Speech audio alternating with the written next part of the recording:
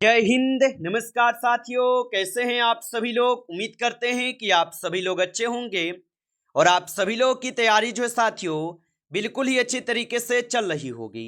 तो साथियों, आज की इस क्लास में हम सभी लोग जो है आरआरबी ग्रुप डी एग्जाम 2026 के लिए जो है टॉप ऐसे इंपोर्टेड और चुनिंदे प्रश्नों को देखेंगे जो कि साथियों आपके आरआरबी ग्रुप डी के एग्जाम के लिए जो है काफी ही इंपोर्टेंट है।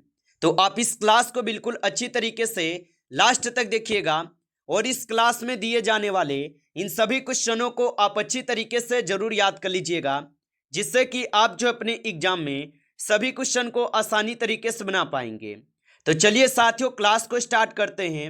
उनसे पहले मैं साथियों आपको बता दूं कि साथियों आप लोग का एग्जाम डेट जो है आ भी चुका है और आप लोग का एग्जाम होगा कब से साथियों। तो आप लोग का एग्जाम जो है ये 3 अगस्त से स्टार्ट होगा और आपके 21 अगस्त तक आप लोग का जो एग्जाम है साथियों चलने वाले हैं। तो बिल्कुल आपके पास साथियों समय जो है बिल्कुल कम बचे हैं और इन्हीं कम समय में साथियों आपको बेहतरीन तैयारी करना पड़ेगा, तभी आप सभी लोग का सिलेक्शन हो पाएंगे। और साथियों यहाँ पे जो भी आपको डेली क्लास कराए जाएंगे, आप डेली क्लास किया कीजिए, आप लोगों का सिलेक्शन 100% साथियों हो जाएंगे, क्योंकि हर एक टॉपिक से क्वेश्चन आपको यहाँ पे कराए जाएंगे। तो चलिए क्लास को स्टार्ट करते हैं और देखते हैं साथियों क्वेश्चन जो है क्या पूछा है। क्वेश्चन यहाँ पे पूछा है आपसे कि किसी अभिक्रिया में इलेक्ट्रॉन का ग्रहण जो है ये क्या कहलाता है। चलिए बताइएगा। ये सभी के सभी क्वेश्चन काफी इंपोर्टेंट और चुनिंदे क्वेश्चन है और आपके एग्जाम में साथियों 100% ये सभी क्वेश्चन जो है पूछे जाएंगे, तो आप अच्छे से इनको याद करते चलिए। और बताइएगा आप यहाँ पे कि किसी अभिक्रिया में इलेक्ट्रॉन का ग्रहण जो है क्या कहलाता है। तो ये कहलाते हैं अपचयन। ऑप्शन यहाँ पे आपका जो है बी सही जवाब होगा, अपचयन कहलाता है। चलिए अगला प्रश्न यहाँ पे है, भारतीय संविधान का कौन सा अनुच्छेद समान कार्य के लिए समान वेतन से संबंधित नीति निर्देशक तत्वों का उल्लेख जो है करता है। चलिए बताएंगे। तो भारतीय संविधान का कौन सा अनुच्छेद समान कार्य के लिए समान वेतन से संबंधित नीति निर्देशक तत्वों का उल्लेख करता है। तो यह अनुच्छेद डी हो जाएंगे। ऑप्शन यहाँ पे ए कीजिएगा, इस क्वेश्चन का सही जवाब अनुच्छेद डी होगा। चलिए अगला प्रश्न यहाँ पे देखेंगे और यहाँ पे प्रश्न है, सत्य शोधक समाज की स्थापना जो है किसने की थी। चलिए बताएंगे। तो सत्य शोधक समाज की स्थापना जो है ज्योतिबा राव फूले करते हैं। ऑप्शन यहाँ पे बी जो है सही जवाब है, ज्योतिबा राव फूले किए थे।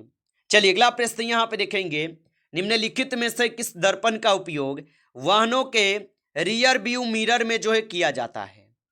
तो निम्नलिखित में से किस दर्पण का उपयोग वाहनों के रियर व्यू मिरर में किया जाता है। तो ये किए जाते हैं उत्तल दर्पण का उपयोग। ऑप्शन आपका सी जो है सही जवाब होगा, उत्तल दर्पण होगा, याद रखेंगे। चलिए अगला प्रश्न यहाँ पे देखेंगे, किसी राज्य में राष्ट्रपति शासन की उद्घोषणा को संसद द्वारा कितने समय के भीतर अनुमोदित किया जाना चाहिए। चलिए बताएंगे। तो किसी राज्य में राष्ट्रपति शासन की उद्घोषणा को संसद द्वारा कितने समय के भीतर अनुमोदित किया जाना चाहिए। तो आप बताएंगे 2 माह के अंदर। ऑप्शन यहाँ पे आप लोग का जो है सी सही जवाब है, 2 माह के अंदर होगा, याद रखेंगे। चलिए आगे बढ़ते हैं और अगला प्रश्न देखिएगा। और यहाँ पे प्रश्न आपसे पूछे गए हैं और प्रश्न पूछा है आपसे कि भारतीय राष्ट्रीय कांग्रेस के प्रथम अधिवेशन की अध्यक्षता किसने की थी। चलिए बताएंगे। तो भारतीय राष्ट्रीय कांग्रेस के प्रथम अधिवेशन की अध्यक्षता किसने की थी। तो इनकी अध्यक्षता किए हुए थे कौन। तो WC बनर्जी होगा। ऑप्शन यहाँ पे आपका जो है बी सही जवाब होगा, WC बनर्जी होगा। चलिए अगला प्रश्न यहाँ पे देखेंगे और यहाँ पे क्वेश्चन दिए गए, भारतीय संविधान के कौन से अनुसूची दल बदल विरोधी कानून से संबंधित है। चलिए बताएंगे आप यहाँ पे। तो भारतीय संविधान के कौन से अनुसूची दल बदल विरोधी कानून से संबंधित है। तो यहाँ पे हो जाएंगे आपके 10वीं अनुसूची। ऑप्शन यहाँ पे डी कीजिएगा, इस क्वेश्चन का सही जवाब 10वीं अनुसूची है। चलिए अगला प्रश्न यहाँ पे देखेंगे कि अनुशीलन समिति का संबंध जो है किससे था। चलिए बताएंगे। तो अनुशीलन समिति का संबंध किससे था। तो अनुशीलन समिति का जो संबंध है ये हो जाएंगे क्रांतिकारी आंदोलन से। ऑप्शन यहाँ पे आपका बी सही जवाब है, क्रांतिकारी आंदोलन से होगा। चलिए अगला प्रश्न यहाँ पे है कि मनुष्य में लाल रक्त कोशिकाओं का निर्माण जो है मुख्यतः कहाँ होता है। तो मनुष्य में लाल रक्त कणिकाओं का जो निर्माण है ये कहाँ पे होते हैं? तो मनुष्य में लाल रक्त कणिकाओं का जो निर्माण है ये आपके अस्थि मज्जा में होते हैं। ऑप्शन यहाँ पे बी सही जवाब है। चलिए अगला प्रश्न यहाँ पे है कि राष्ट्रपति लोकसभा को भंग किसकी सलाह पर करता है? तो राष्ट्रपति लोकसभा को भंग किसकी सलाह पर करता है? तो ये किसकी सलाह पर करते हैं? तो आप बताएंगे प्रधानमंत्री एवं मंत्रिपरिषद के सलाह पर। ऑप्शन आपका बी सही जवाब है, प्रधानमंत्री एवं मंत्रिपरिषद के सलाह पर। चलिए अगला प्रश्न यहाँ पर देखेंगे, निम्न में से सबसे अधिक अभिक्रियाशील हैलोजन जो है कौन सा है? तो निम्न में से सबसे अधिक अभिक्रियाशील हैलोजन कौन सा है? तो यहाँ पे फ्लोरीन हो जाएगा। ऑप्शन यहाँ पे सी कीजिएगा, फ्लोरीन हो जाएगा। चलिए अगला प्रश्न यहाँ पे देखेंगे, भारतीय संविधान में मौलिक कर्तव्यों का उल्लेख किस भाग में है? तो भारतीय संविधान में मौलिक कर्तव्यों का उल्लेख किस भाग में है? तो भारतीय संविधान में मौलिक कर्तव्यों का जो उल्लेख है ये आपके भाग 4 के ए में है। ऑप्शन यहाँ पे सी सही जवाब है, भाग 4 के ए में होगा। चलिए अगला प्रश्न यहाँ पे देखेंगे कि गांधी जी ने पहली बार सत्याग्रह का प्रयोग भारत में कहाँ किया था? तो गांधी जी ने पहली बार सत्याग्रह का प्रयोग भारत में कहाँ किए थे? तो ये किए थे चंपारण में। ऑप्शन यहाँ पे ए जो है सही जवाब है, चंपारण में किए थे, याद रखिएगा। चलिए अगला प्रश्न यहाँ पे है, हिंद स्वराज पुस्तक के लेखक जो है कौन है? चलिए बताएंगे आप यहाँ पे। तो हिंद स्वराज पुस्तक के लेखक कौन है? तो हिंद स्वराज पुस्तक के लेखक महात्मा गांधी है। ऑप्शन यहाँ पे बी जो सही जवाब है, महात्मा गांधी होगा। चलिए अगला प्रश्न यहाँ पे है कि ग्राम सभा का उल्लेख संविधान के किस अनुच्छेद में किया गया है? तो ग्राम सभा का उल्लेख संविधान के किस अनुच्छेद में किए गए? तो ये किए गए हैं कौन से अनुच्छेद में? तो ये अनुच्छेद 243 के ए में है। ऑप्शन ए यहाँ पे सही जवाब है, 243 के ए में होगा। चलिए अगला क्वेश्चन यहाँ पे देखेंगे, क्वेश्चन है कि निम्नलिखित में से कौन सा अम्ल प्राकृतिक रूप से दही में पाया जाता है? तो निम्नलिखित में से कौन सा अम्ल प्राकृतिक रूप से दही में पाए जाते हैं? तो वह याद रखेंगे लैक्टिक अम्ल हो जाएगा। ऑप्शन यहाँ पे बी सही जवाब है, लैक्टिक अम्ल हो जाएगा। आगे देखिए अगला प्रश्न है कि स्वराज मेरा जन्मसिद्ध अधिकार है का नारा किसने दिया था? चलिए बताएंगे। और आप अभी तक इस क्लास को लाइक नहीं किए हैं तो क्लास को एक बार आप लाइक कर लेंगे। नए जुड़े हैं आप इस चैनल पे तो चैनल को सब्सक्राइब करके ऑल नोटिफिकेशन को भी ऑल पे दबा के जुड़ जाइएगा, जिससे कि जब भी कोई नई क्लास हो सबसे पहले क्लास का नोटिफिकेशन जो है आपके पास पहुंच सके। तो आप इस चैनल को सब्सक्राइब कर लीजिएगा। और बताएंगे कि स्वराज मेरा जन्मसिद्ध अधिकार है का नारा किसने दिया था? तो ये नारा दिए गए थे आपके बाल गंगाधर तिलक के द्वारा। ऑप्शन यहाँ पे बी सही जवाब है, बाल गंगाधर तिलक के द्वारा। चलिए अगला प्रश्न यहाँ पे है कि सर्वोच्च न्यायालय के न्यायाधीशों की नियुक्ति कौन करता है? तो सर्वोच्च न्यायालय के न्यायाधीशों की नियुक्ति कौन करता है? तो सर्वोच्च न्यायालय के न्यायाधीशों की नियुक्ति राष्ट्रपति करते हैं। ऑप्शन यहाँ पे सी सही जवाब है। आगे देखिए अगला प्रश्न यहाँ पे है कि अप्रैल मई 2026 के विधानसभा चुनाव में निम्न में से कौन सा राज्य जो है शामिल था?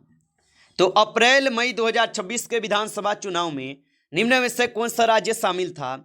तो यहाँ पे हो जाएंगे आपके केरल राज्य। ऑप्शन सी कीजिएगा, केरल राज्य है। आगे देखिए अगला प्रश्न है कि दिल्ली चलो का नारा किसने दिया था?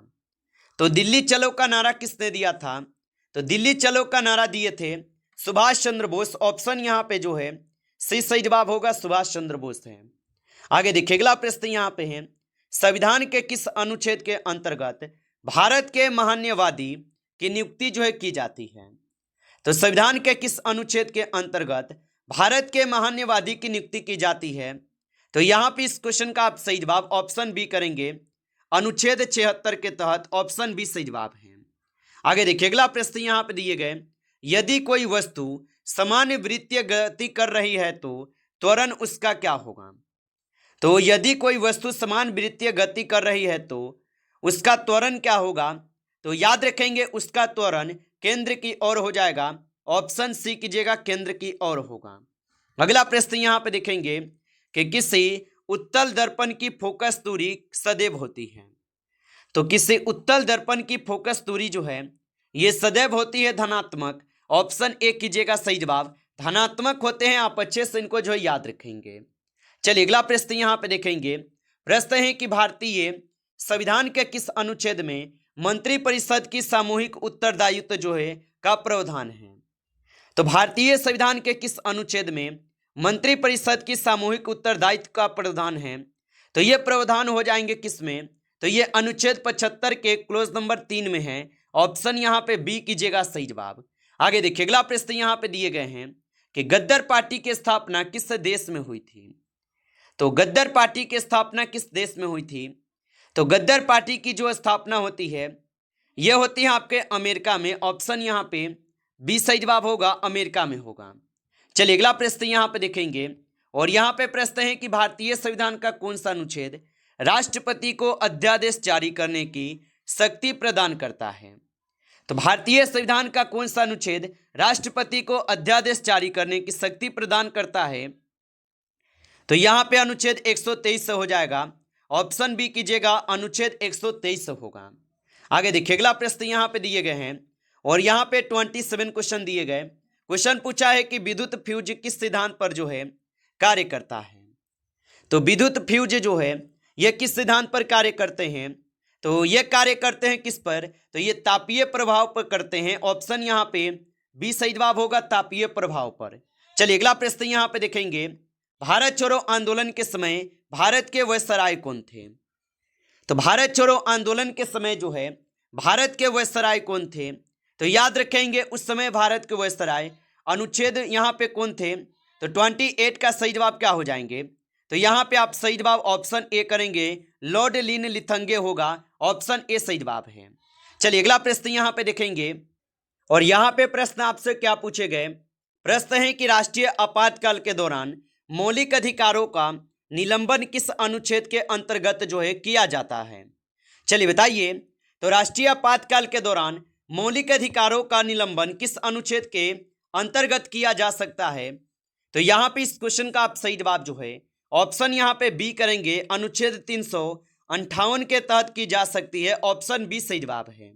चलिए अगला प्रश्न यहाँ पे देखिएगा और यहाँ पे प्रश्न है कि निम्नलिखित में से कौन सा तत्व सबसे कम जो है अभिक्रियाशील है। तो निम्नलिखित में से कौन सा तत्व सबसे अधिक अभिक्रियाशील है। तो यहाँ पे इस क्वेश्चन का आप सही जवाब ऑप्शन यहाँ पे क्या करेंगे, तो सी करेंगे, सोना हो जाएगा। ऑप्शन सी सही जवाब है।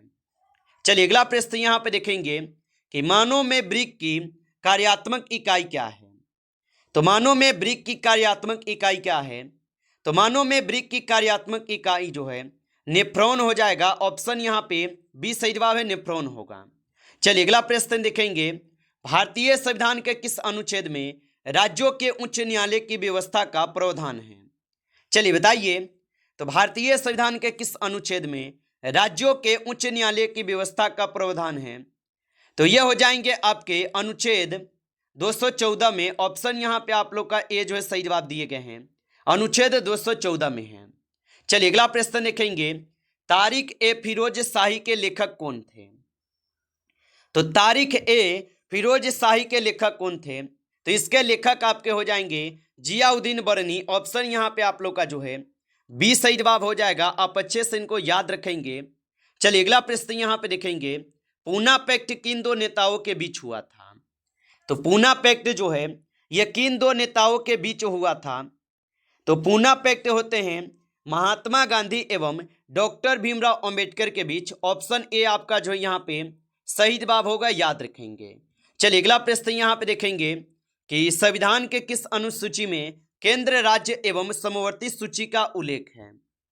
तो याद रखेंगे कि संविधान के किस अनुच्छेद में केंद्र, राज्य एवं समवर्ती सूची का उल्लेख है। तो यह हो जाएंगे आपके 7वीं अनुसूची में। ऑप्शन यहाँ पे सी सही जवाब है, 7वीं अनुसूची में। नमस्कार साथियों, इस क्लास में आपके टॉप 35 क्वेश्चन थे जो काफी इंपॉर्टेंट क्वेश्चन थे। साथियों यदि आपको क्लास अच्छा लगा हो तो क्लास को लाइक करेंगे। नए जुड़े हैं आप इस चैनल पे तो चैनल को सब्सक्राइब करके ऑल नोटिफिकेशन को भी ऑल पे दबा के जुड़ जाइए, जिससे कि जब भी कोई नई क्लास हो सबसे पहले क्लास का नोटिफिकेशन जो है आपके पास पहुंच सके। तो आप इस चैनल को सब्सक्राइब कर लीजिएगा। चलिए फिर मिलते हैं आपसे नेक्स्ट टॉपिक के साथ नेक्स्ट क्लास में। तब तक के लिए जय हिंद,